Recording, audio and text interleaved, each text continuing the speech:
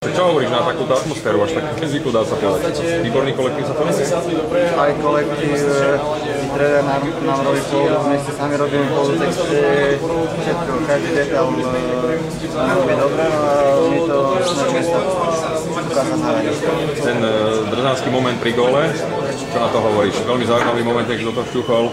Tak ja som si chcel obhodiť obrancu a chcel som to trošku inak zakončiť, no ale stále mi postrezať.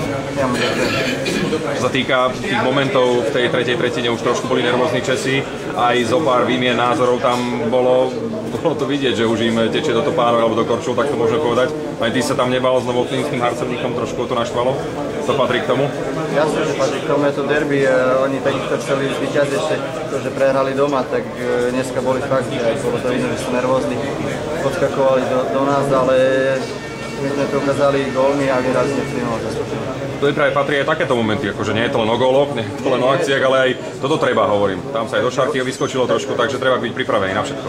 Každý bojuje, má si dostal fleky, takže je to nervozita, je tam napätie a sú tam nervy. Igor, zhodneme sa na tom, že toto bol najlepší zápas, že konečne tam bolo vidno takú tú ochotu, obetavo, že ste išli po puku dravo, že ste odoberali puky už v útočnom pásme. Tréner spomínal, že sa zlepšujeme od zápasu k zápasu, takže uvidíme, že to bude na týždeň. Igor, ešte k tomu šťuknutiu pri tom gole. Sledoval si, že ide sa do toho puku hokeku, alebo videl? Áno, ja som to videl, ja som potom sledoval puk a potom som videl, že sa tak vybehol, až sa nám do toho snažil píknuť a nakoniec tam házal. To je ešte výmene názorov s Novotným. Ako to celé prebieha? Tak Novotný už len zdravím, lebo som skočil, neviem, čo tam bolo už na stredačke, ktorý skočil do šarky, on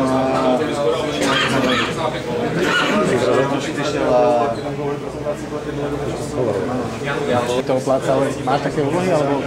Tak šarky vypadal, že sa mám zastať prvýkrát, že som sa ho nezastal na Zdena, takže teraz už je to na mne.